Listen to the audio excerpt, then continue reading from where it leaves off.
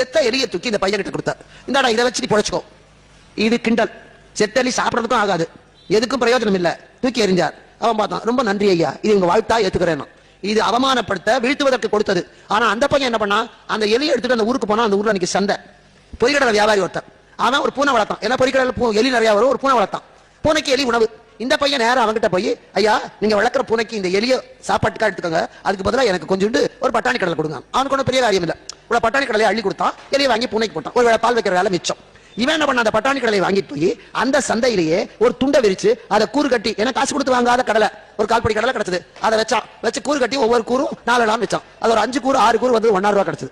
அந்த 1,000 ரூபாய் அவங்ககிட்டயே கொண்டு போய் கொடுத்தான். மறுபடியும் அந்த 1,000 ரூபாய்க்கு சந்தோஷப்பட்டு கொஞ்சம் சேர்த்தியே கடலை கொடுத்தான். அதையும் வச்சு கூறு கட்டான். இப்படியே மத்தியானத்துக்குள்ள ஒரு 15 ரூபாய் சம்பாதிச்சுட்டான். அந்த 15 ரூபாய் கொடுத்து வாழைப்பழம் வாங்கினான், வாழைப்பழத்தை வித்தான். இப்படியே கொஞ்சம் கொஞ்சமா முன்னேறி ஒரு வருஷத்துல பெரிய ஆள் ஆயிட்டான். ஒரு தட்டுல வெத்தலைப்பாக்கு பழத்தெல்லாம் வச்சுட்டு 100 ரூபாய் நோட்டையும் வச்சு அந்த பணக்காரன் கிட்ட போனான். ஐயா உங்களால தான் நான் முன்னுக்கு வந்தேன், இதை ஏத்துக்கங்க.